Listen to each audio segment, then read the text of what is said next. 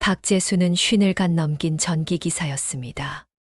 경기도 외곽의 낡은 주택단지를 돌며 전기 점검을 해주고 공사 현장에서는 묵묵히 배선을 손보던 인물이었죠. 누군가에겐 그냥 지나칠 평범한 중년 남자였지만 재수는 자신을 신뢰받을 만한 사람이라 여겼습니다. 특별한 외모도 사교성도 없었지만 성실함 하나만은 누구에게도 뒤지지 않았습니다. 단선도 합선도 피복도 꼼꼼하게 확인하며 수십 년을 그렇게 버텨왔습니다. 그는 혼자였습니다. 아니, 오랫동안 혼자였다는 표현이 더 맞겠습니다. 20살 무렵 부모를 잃고부터 줄곧 혼자였거든요. 20대엔 기술을 배우느라 30대엔 먹고 사는데 치여 살다가 40대가 되자 주변에선 하나둘 가정을 꾸리기 시작했습니다. 재수는 그 흐름에 편승하지 못한 채 자연스레 혼자 사는 사람이 되어버렸습니다. 처음엔 혼자 사는 것이 자유롭다고 생각했지만 이젠 그 자유조차 쓸쓸하게 느껴질 뿐이었습니다. 친구들의 아들, 딸이 사회에 나가는 시기, 그는 여전히 혼자 저녁 반찬을 고르고 있었습니다. 그런 그에게 뜻밖의 전화 한 통이 걸려온 날이 있었습니다. 오래된 대학 동기였던 양 목사가 전화를 건 것이죠. 학창 시절엔 사회운동을 함께하며 땀을 흘리던 사이였고, 양 목사는 이후 신학을 공부해 지금은 선교 활동에 전념하고 있었습니다. 그 목소리는 예전 그대로 밝고 단단했습니다. 재수형, 잘 지내시죠? 내가 다음 달에 라오스로 선교를 갑니다.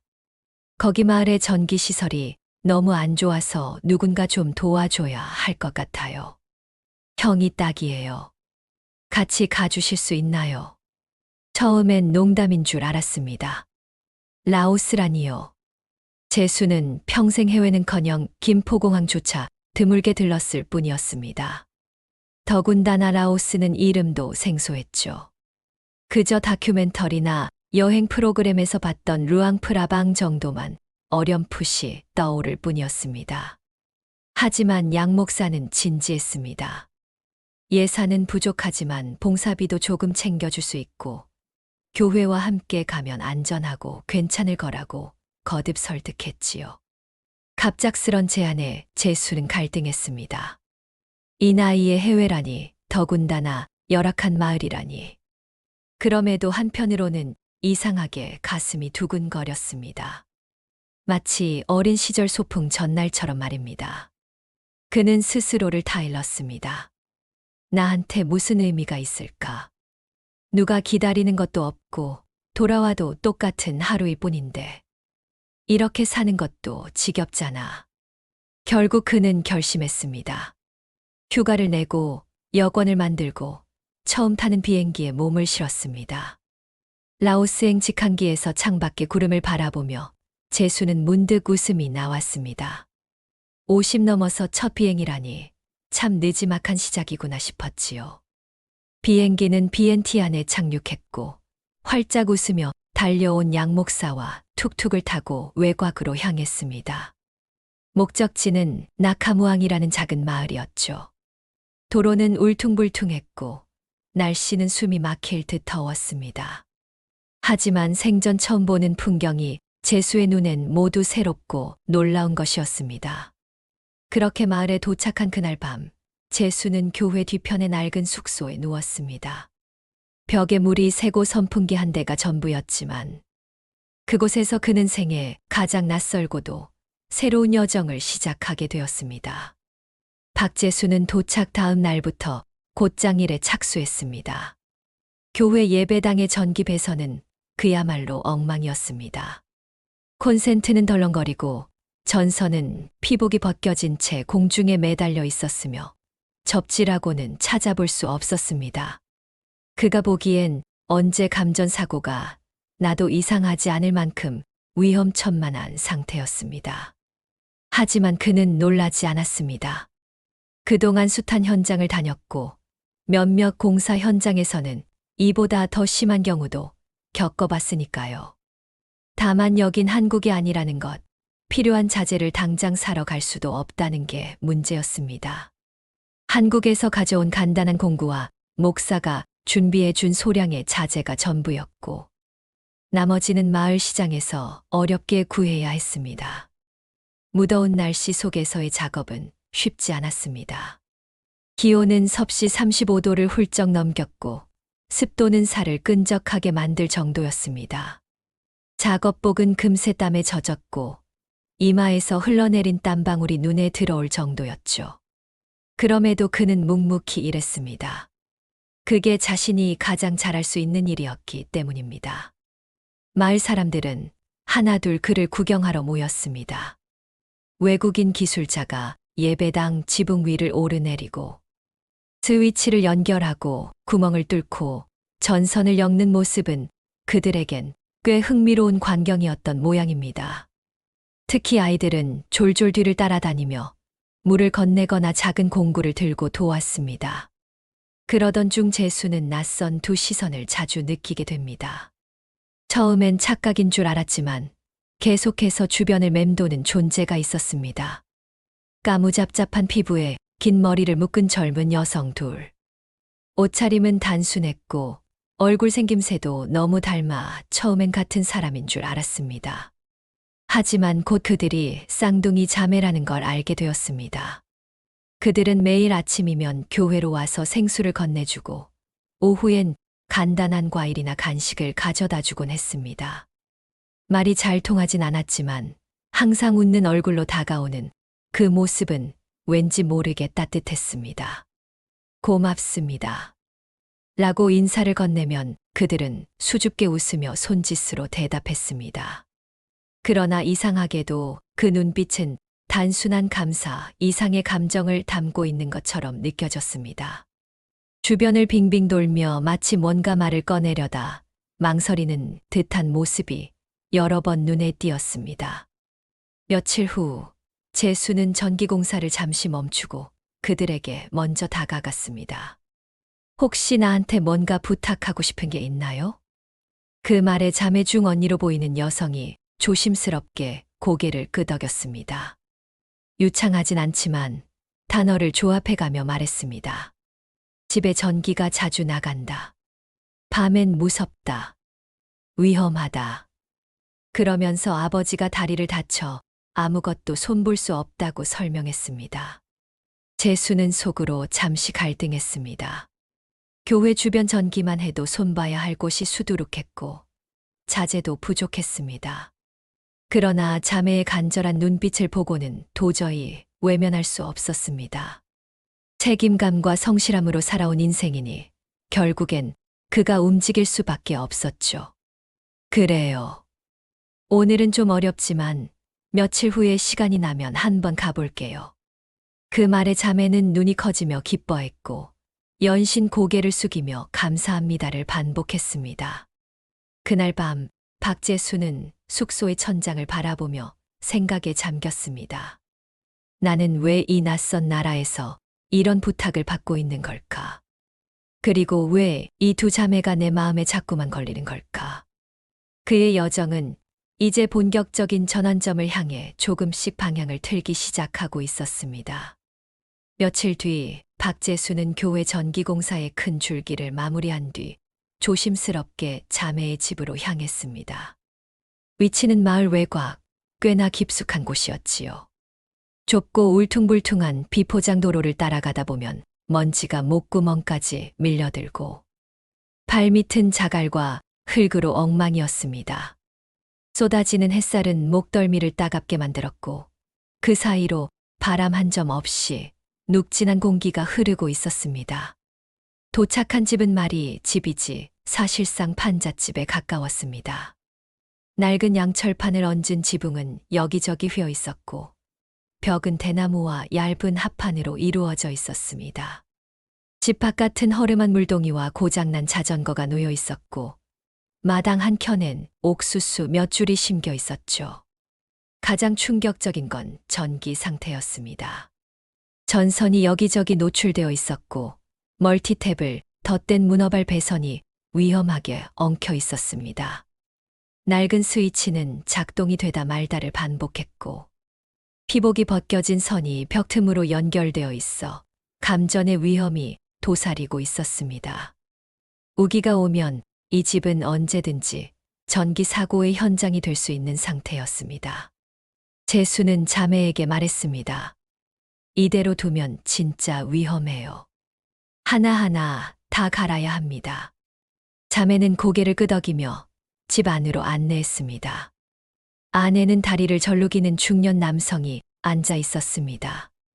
자매의 아버지였습니다. 교통사고로 다리를 크게 다친 뒤로 일도 못하고 간단한 수리조차 불가능한 상태라고 했습니다. 아버지는 재수를 향해 고개를 숙였고 그 눈빛 속엔 고마움과 함께 짙은 미안함이 스며 있었습니다. 재수는 긴 숨을 내쉬었습니다. 이건 하루 이틀로 될 일이 아니었습니다. 배선을 전부 새로 깔아야 했고 접지부터 차단기, 스위치 위치까지 다 바꿔야 했습니다. 게다가 벽면 구조도 불안정했기 때문에 전선을 숨기려면 상당한 손이 가야 했습니다. 하지만 그는 물러서지 않았습니다. 내가 이곳에 온 이유는 기술로 누군가에게 도움이 되기 위해서였고, 바로 눈앞에 그 도움이 필요한 사람들이 있었습니다. 매일 교회 작업이 끝난 후 그는 공구 가방을 들고 자매의 집으로 향했습니다. 더위와 피로가 누적되었지만 손놀림은 정확했습니다.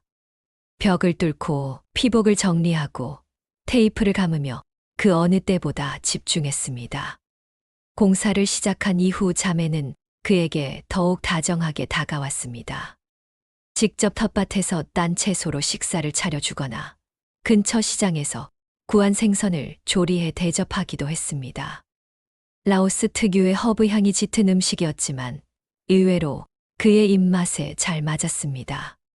식사를 준비하며 자매는 조용히 물었습니다. 한국에서는 이런 음식 없죠?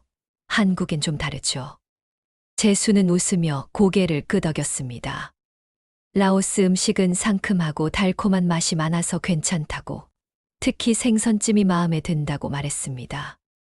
자매는 그 말에 기쁘다는 듯 조용히 웃었습니다. 며칠 뒤 공사가 어느 정도 마무리되어 가던 중 자매의 아버지가 조용히 그를 바깥으로 불렀습니다. 낡은 문짝 앞 반그네 아래서 그는 재수의 손을 꼭 잡았습니다. 그러고는 망설이다가 서툰 영어와 현지 통역을 섞어가며 조심스럽게 말했습니다. 내 딸들 부탁드립니다. 재수는 순간 얼어붙었습니다. 무슨 뜻이지? 결혼, 아니, 두 사람 다. 아버지는 설명했습니다. 이 마을에선 경제적 사정이 어렵고 남성 인구가 적은 경우, 한 남성과 여러 여성이 가정을 이루는 문화가 드물지만 존재한다고 했습니다. 딸들이 나이 들기 전에 책임감 있고 진심을 가진 사람과 함께 살아가는 것이 가족의 안녕이라고 말했습니다. 말 그대로 자매 둘을 함께 받아들여 달라는 뜻이었습니다. 재수는 한동안 아무 말도 하지 못했습니다. 머릿속이 새하얘졌고 이게 현실인지 꿈인지 구분조차 되지 않았습니다. 결혼도 아니고 동거도 아니고 그것도 한 사람도 아닌 두 사람이라니요. 그날 밤 그는 숙소로 돌아와 잠을 이루지 못했습니다. 그리고 다음 날 아침 그는 결국 양 목사를 찾아갔습니다. 양 목사는 박재수의 이야기를 조용히 들었습니다. 자매의 아버지가 한 말을 그대로 전하자 목사는 별다른 놀라움 없이 고개를 끄덕였습니다. 재수는 속이 터질 듯한 표정으로 되물었습니다. 나한테 딸 둘을 그것도 동시에 맡기겠다는 게 말이 돼요? 난 50이 넘었고 저 아이들은 고작 20살 겨우 넘은 애들이라고요. 양 목사는 담담하게 말했습니다. 나도 처음엔 적응이 안 됐어요. 여긴 한국이랑 문화가 많이 달라요. 이 마을에선 경제적으로 여건이 안 되는 집안일수록 가족을 위한 선택을 해야 하는 경우가 많아요. 형이 낯설고 당혹스러운 건 알지만 이게 여기 사람들에겐 진심이고 현실이에요. 재수는 말을 잃었습니다. 그동안 쌓아온 모든 상식이 무너지는 기분이었습니다. 단순히 문화적 차이로 치부하기엔 그 무게가 너무 컸습니다. 하지만 양 목사의 다음 말은 그보다 더 충격적이었습니다. 그리고 교회 재단에서도 형이 이 마을의 상주해 주길 바라고 있어요. 솔직히 일손이 너무 부족하거든요. 형이 여기 남아서 전기공사나 시설 점검을 맡아준다면 재단에서 정식으로 월급도 지원할 계획이에요. 그제야 재수는 조금 침착해졌습니다. 당황스러움 속에서도 현실적인 문제들이 하나씩 머릿속을 스쳤습니다. 한국에 돌아가도 딱히 갈 곳은 없었습니다. 지금 다니던 소규모 전기업체는 후임에게 자리를 넘기라는 암묵적인 분위기였고, 가진 예금으로는 노후 대비도 불가능했습니다. 그에 반해 라오스에서의 삶은 뜻밖에도 필요한 사람으로 존재할 수 있는 시간이었습니다. 자신을 웃으며 바라보는 사람들, 고장난 전선을 고쳐달라고 뛰어오는 아이들, 커피를 타서 건네던 자매의 따뜻한 눈빛까지. 그 모든 순간들이 그를 흔들고 있었습니다. 며칠을 고민한 끝에 재수는 결심을 굳혔습니다. 자매와 직접 마주 앉아 이야기를 나누기로 한 것입니다. 장소는 마을 한쪽 작은 포장 식당. 평소보다 옷차림을 정갈히하고 통역 앱과 영어 문장을 손에 쥔 채 자매를 기다렸습니다. 저녁 무렵 자매는 나란히 걸어 들어왔습니다. 서로 머리카락을 단정히 묶고 소박하지만 단정한 원피스를 입고 있었습니다. 재수는 자리에 앉으며 조심스럽게 입을 열었습니다. 너희 아버지께 들었어요. 내가 가족이 되어달라는 말씀을 하셨다고. 자매는 고개를 끄덕였습니다. 그리고 한참의 침묵 후 언니가 먼저 말했습니다. 우리는 당신을 존경해요. 마을 사람을 도와주는 모습이 너무 멋졌어요. 당신이 우리와 함께 살아준다면 우린 최선을 다해 도와드릴게요. 동생도 이어서 말했습니다. 당신은 진실하고 따뜻한 분 같아요. 우리 가족에게 필요한 사람이라고 느꼈어요. 꼭 결혼이라는 형식이 아니어도 돼요. 서로를 도우며 살아가고 싶어요. 재수는 숨을 들이켰습니다. 그들의 말이 진심이라는 것을 느낄 수 있었기 때문이었습니다. 그 순간 그는 알 수 없는 평온함과 동시에 가슴 깊이 밀려오는 무거운 감정을 느꼈습니다. 자신의 인생의 처음으로 누군가가 함께 살고 싶다고 말해준 순간이었기 때문입니다. 그날 밤 세 사람은 오래도록 이야기를 나누었습니다. 음식과 술, 웃음과 망설임, 진심과 두려움이 뒤섞인 대화 속에서 재수는 결국 결정을 내렸습니다. 그래, 이곳에서 내가 할 수 있는 일을 하며 살아보자. 그리고 이들과 한 가족이 되어보자. 며칠 후 재수는 교회 재단과의 정식 면담을 가졌습니다. 마을 상주 기술자로서의 역할과 소정의 봉사비, 거주 비자 전환, 향후 거주 계획 등을 구체화했고 모든 절차는 순조롭게 진행되었습니다. 마을에 필요한 사람이 된다는 기분은 그의 삶에 처음 찾아온 기적 같은 감정이었습니다. 마을에 정식으로 정착한 지 한 달 남짓 지났을 무렵 박재수는 예기치 못한 방문을 받았습니다. 평소 친하게 지내던 쌍둥이 자매가 아닌 얼굴이 익숙한 여성들이 하나둘 그의 숙소 앞에 나타난 것이었습니다. 모두 이웃 마을이나 교회에서 본 적 있는 사람들이었지만 이렇게 한꺼번에 몰려오긴 처음이었습니다. 10명. 재수는 숫자를 세며 혼란스러운 마음을 진정시키려 했습니다. 그들은 조심스럽게 눈을 마주치며 입을 열었습니다. 우리 모두 임신한 것 같아요. 그 순간 재수는 모든 소리를 잃은 듯 머릿속이 멍해졌습니다. 숨이 멎는다는 표현이 과장이 아니었습니다. 10명. 10명의 여성이 동시에 그 말이 의미하는 것을 받아들이는데 시간이 필요했습니다. 여성들은 얼굴을 붉히거나 고개를 떨구며 서로 눈치를 보았고 그 와중에도 미묘한 미소가 입가에 번져 있었습니다. 정말 내가 아버지인 건가요? 그가 조심스레 묻자 여성들은 나지막이 고개를 끄덕였습니다. 눈물까지는 아니었지만 그 안에 깃든 감정은 설명하기 어려운 것이었습니다. 충격보다 앞섰던 감정은 다름 아닌 벅참이었습니다. 쉰을 넘긴 이 나이에 자신이 10개의 생명을 품은 아버지가 되었다니. 그것도 한국이 아닌 이 낯선 땅, 라오스의 작은 마을에서 말입니다. 당연히 상황은 간단치 않았습니다. 10명의 여성 모두를 돌보려면 안정된 생활 기반이 절실했습니다. 전기 하나 제대로 들어오지 않는 이 마을에서 아이를 품은 여성들이 안심하고 지낼 수 있도록 만들기 위해 그는 다시 공구를 들었습니다. 그날 이후 재수는 바빠졌습니다. 먼저 여성들의 거주지를 차례로 방문해 전기 배선부터 확인했습니다. 위험 요소는 전부 제거하고 감전 위험이 있는 피복은 교체했으며 가능한 모든 곳에 접지를 설치했습니다. 교회 재단 측에 자재 지원을 요청했고 필요한 도구는 시장을 돌며 구했습니다. 시간이 흐를수록 여성들의 배가 하나둘 불러왔습니다. 마을 어르신들은 전통적인 태교 방식과 산후조리법을 전해 주었고 재수는 한국의 미역국 이야기를 꺼내며 이들과 소소한 문화 교류도 이어갔습니다. 한 번은 근처 도시에서 해조류 비슷한 것을 어렵게 구해와 끓는 물에 삶아 조리한 뒤 여성들과 나누어 먹기도 했습니다. 그는 더 이상 봉사자나 외국인이 아니었습니다. 여성들에게는 남편이자 동반자였고 마을 사람들에겐 전기 기술자이자 해결사, 그리고 아이들의 아버지로 불렸습니다.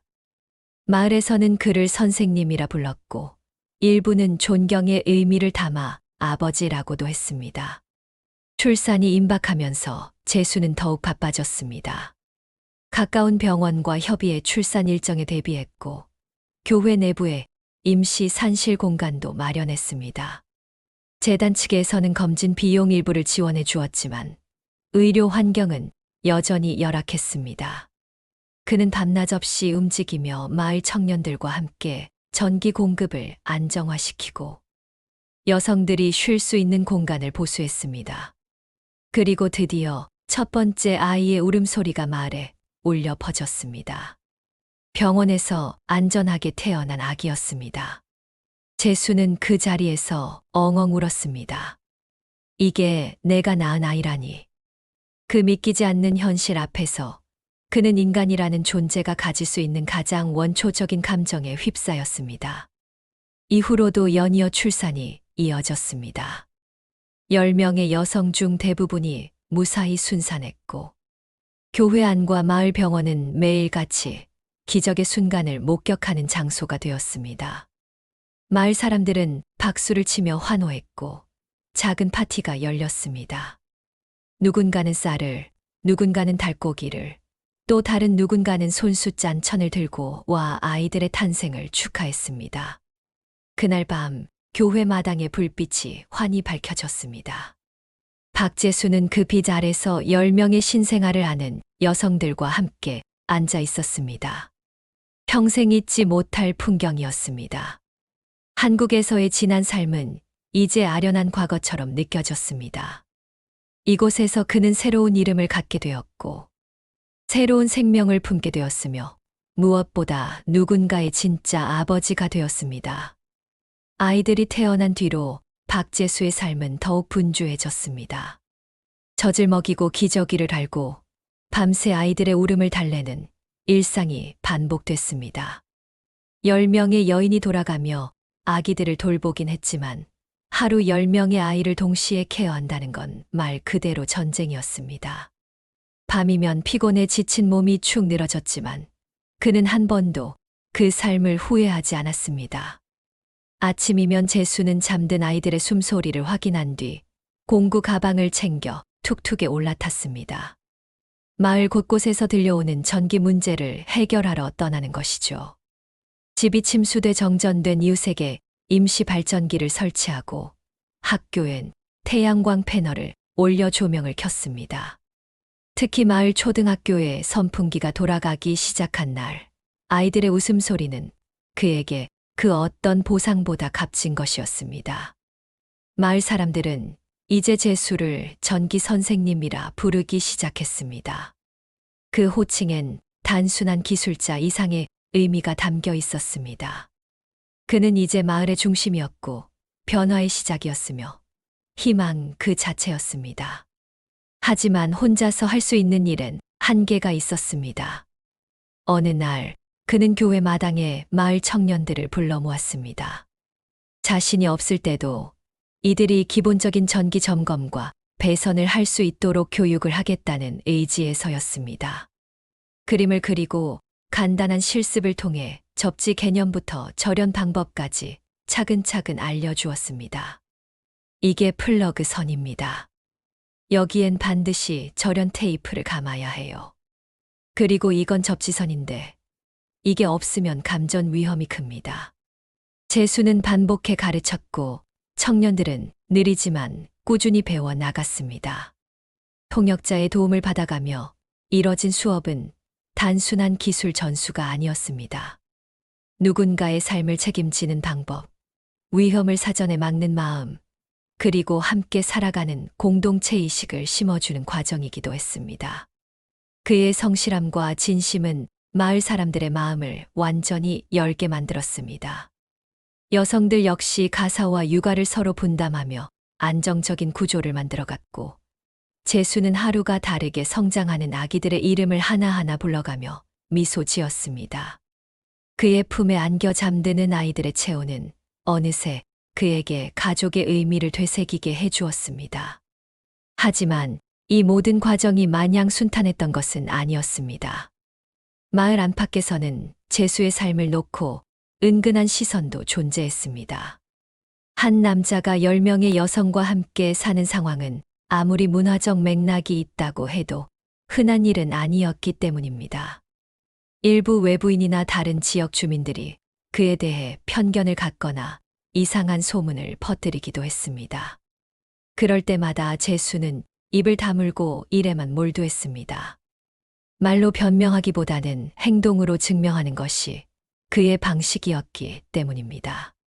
그리고 시간이 지나며 점점 더 많은 사람들이 그를 이해하고 받아들였습니다. 그의 헌신은 단순한 봉사를 넘어선 공동체적 책임이었고 마을에 진정으로 필요한 존재임이 분명했기 때문입니다. 어느덧 그는 마을 의회에도 초청받게 되었고 전기 설비뿐 아니라 마을의 재난 대비 방안, 공동보육 체계에 대해서도 의견을 나누는 중심 인물이 되었습니다. 마을 사람들은 그의 의견에 귀 기울였고 재단치에서도 예산 지원을 검토하기 시작했습니다.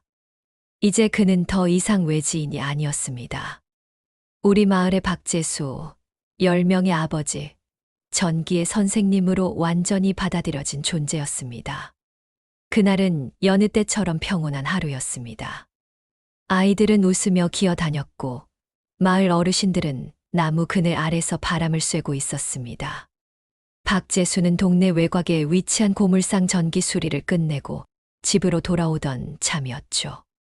땀에 젖은 셔츠를 벗으며 교회 숙소로 향하는 순간 그는 이상한 기운을 감지했습니다. 하늘이 심상치 않게 검게 물들어가고 있었고 바람이 평소보다 무겁고 습하게 몰려왔습니다. 곧이어 거센 천둥과 번개가 이어졌고 하늘은 무너질 듯 비를 쏟아냈습니다. 우기의 시작이었습니다. 라오스에서 비는 생명줄이자 위협이기도 했습니다. 순식간에 도로는 진흙탕이 되었고 낮은 지대에 위치한 가옥은 물이 차오르기 시작했습니다. 제수는 본능적으로 전기를 먼저 끊었습니다. 마을 전체에 퍼진 낡은 배선망에서 누전이나 합선이 발생하면 순식간에 화재로 이어질 수 있었기 때문이었습니다. 그는 곧장 임시 배전반으로 달려가 차단기를 내렸고 그와 동시에 마을의 전등이 하나둘 꺼져갔습니다. 그러나 문제는 그게 전부가 아니었습니다. 마을 한복판, 지대가 낮은 쪽에 위치한 몇몇 가옥이 벌써 허리까지 물에 잠기고 있었습니다. 특히 10명의 여성 중 셋이 살고 있는 집이 위태로워 보였습니다. 그곳엔 이제가 100일도 안 된 아기들이 있었기에 한시가 급했습니다. 제수는 툭툭도 포기한 채 맨발로 달렸습니다. 길바닥은 진흙탕이었고 하수도에서 역류한 물이 곳곳에서 솟구쳤습니다. 쏟아지는 비는 얼굴을 때렸고 번개는 머리 위를 갈랐습니다. 하지만 그는 멈추지 않았습니다. 그는 먼저 수몰된 집의 문을 두드렸습니다. 안에 있던 여성은 아기를 품에 안고 있었고 무릎까지 차오른 물속에서 떨고 있었습니다. 제수는 여성을 업고 아기는 천으로 감싼 채 바깥으로 빠져나왔습니다. 교회 언덕 위에 마련된 임시 대피소까지 달리기를 3번, 그는 이미 탈진에 가까웠습니다. 다음은 마을 학교였습니다. 태양광으로 운영되던 조명 시스템이 갑작스런 전기 차단으로 꺼지면서 아이들이 공포에 떨고 있었습니다. 그는 교회에서 쓰던 예비 발전기를 끌고 와 학교 뒤편에 설치했고 다시 조명이 들어오자 아이들의 울음소리가 멎었습니다. 잠시 숨을 돌리려던 찰나 교회로부터 급한 전갈이 왔습니다. 발전기실 근처에서 화재가 발생했다는 소식이었습니다. 그곳엔 몇 달 전 제수가 손봤던 낡은 배선이 남아 있었고 습기가 차 감전 후 불꽃이 튄 것으로 보였습니다. 그는 급히 현장으로 달려갔고 다행히 불은 아직 초기 단계였습니다. 제수는 소화기를 들고 배선 주위를 확인한 뒤 빠르게 전선을 절단했습니다. 불길이 진화되자 주변 사람들은 박수를 쳤고 아이들은 그를 향해 외쳤습니다. 선생님, 살았어요. 선생님, 고마워요. 그날 밤 마을은 전기가 끊긴 어둠 속에서도 촛불로 서로를 비추며 안도에 잠겼습니다. 아기들은 어머니 품에서 잠이 들었고 주민들은 서로에게 이불과 음식을 나눠주며 버텼습니다. 그리고 모두가 알고 있었습니다. 만약 박제수가 없었다면 이번 폭우는 단지 큰 비가 아닌 참사가 되었을 것이라는 사실을요. 한참이 지나고 비는 잦아들었습니다. 허름했던 대피소에서 잠을 청하던 제수는 조용히 교회 마당으로 나왔습니다. 비에 젖은 흙냄새와 풀향기가 코끝을 스쳤고 구름 사이로 별 하나가 드러났습니다. 그 순간 그는 문득 깨달았습니다. 나는 지금 이 마을의 일부가 되었구나. 10명의 아내, 10명의 아이들, 그리고 이름조차 외웠던 모든 이웃들의 얼굴이 떠올랐습니다. 그는 누구보다도 지치고 힘들었지만 동시에 지금껏 살아온 인생 중 가장 살아있다는 감각을 느끼고 있었습니다. 비가 완전히 그친 아침, 마을은 잠에서 깨어나듯 천천히 숨을 돌렸습니다. 밤새 교회 마당에 모여있던 사람들은 하나둘 자기 집으로 돌아갔고 박제수는 10명의 여성과 아이들을 하나씩 데려다 주며 그들의 집 상태를 확인했습니다. 몇몇은 진흙이 들이닥쳤고 일부는 지붕이 날아가 있었습니다. 하지만 다행히 큰 인명피해는 없었습니다. 여성들은 그에게 따뜻한 식사와 함께 감사를 전했습니다. 한 여인은 직접 삶은 달걀을 제수의 손에 쥐어주며 눈물을 흘렸고 또 다른 이는 아기를 안고 그의 어깨에 기댔습니다. 말은 통하지 않아도 마음은 통했습니다. 서로를 지켜냈다는 공감, 그것이 그들에게는 모든 말보다 더 깊은 의미였습니다. 그날 저녁 교회 재단에서는 작게나마 마을을 위한 회합을 열었습니다. 마을 사람들과 청년들, 아이들과 어르신들까지 모두 모인 그 자리에서 한 목소리가 조용히 울려 퍼졌습니다. 박제수 선생님은 더 이상 외지인이 아닙니다. 이 마을의 아버지이자 형제이고 우리의 친구입니다. 누군가 시작한 박수는 점점 커졌고 아이들은 환호하며 그의 이름을 불렀습니다. 제수는 고개를 숙인 채 한참이나 아무 말도 하지 못했습니다. 가슴 안에 무언가 뜨겁게 차오르는 걸 느꼈습니다. 그건 책임이었고 감사였으며 사랑이었습니다. 그날 밤 제수는 10명의 아이들과 여성들 그리고 이웃들과 함께 교회 마당에 앉아 조촐한 별빛 잔치를 열었습니다. 마을 청년들이 만든 간단한 전등들이 가지런히 달렸고 아이들은 손에 쥔 작은 종이 등을 흔들며 춤을 췄습니다. 밤하늘은 드높았고 별은 그 어느 때보다도 가까워 보였습니다. 재수는 조용히 잠에 둘 사이에 앉아 있었습니다. 어깨엔 한 아이가 기대 잠들어 있었고 무릎 위엔 또 한 아이가 조용히 숨을 고르고 있었습니다. 그는 그들을 내려다보며 미소 지었습니다.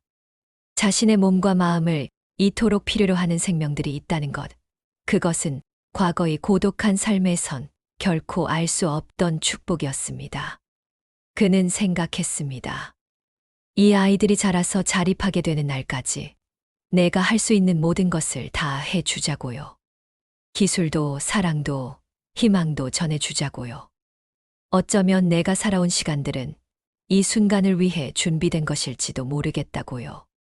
마을 외곽 학교에는 이제 재수가 손본 태양광 패널이 설치되어 있었습니다. 해가 지면 조명이 켜졌고 아이들은 더 이상 어둠 속에서 공부하지 않아도 됐습니다. 교회 옆엔 그가 만든 작은 전기 창고가 생겼고 청년들이 교대로 시설을 관리했습니다. 더 이상 재수 혼자만의 마을이 아니었습니다. 모두가 함께 손을 뻗는 진짜 공동체가 된 것이었습니다. 한 달 후 한국에서 친구 양 목사가 다시 마을을 방문했습니다. 재수를 보자 웃으며 말했습니다. 형, 얼굴이 다르네요. 여긴 이제 형의 집이 된 것 같아요. 재수는 고개를 끄덕였습니다. 그래. 이젠 진짜 집이야. 그리고 이 아이들이 내 인생의 두 번째 시작이야. 그날 이후로도 비는 내리고 해는 떴습니다. 마을은 때때로 위기에 처했지만 그 중심엔 늘 박재수가 있었습니다. 전기를 고치고 아이를 안고 여성들의 건강을 챙기고 청년들의 교육을 이끌었습니다. 그는 기술자로서, 가장으로서, 그리고 하나의 사람으로서 자기 자리를 지켜냈습니다. 이제 마을 사람들은 그의 이름을 선생님 대신 아버지라 부릅니다. 아이들은 그를 따라 웃고 여성들은 그를 바라보며 안도합니다. 그리고 밤하늘 별빛 아래 재수는 더 이상 혼자가 아닙니다. 그는 말없이 하늘을 바라보며 이렇게 다짐합니다. 내가 이곳에서 한 가정의 중심이자 마을의 기둥으로 끝까지 살아가겠습니다. 그리고 이 삶이 끝나는 날까지 다시는 외롭지 않도록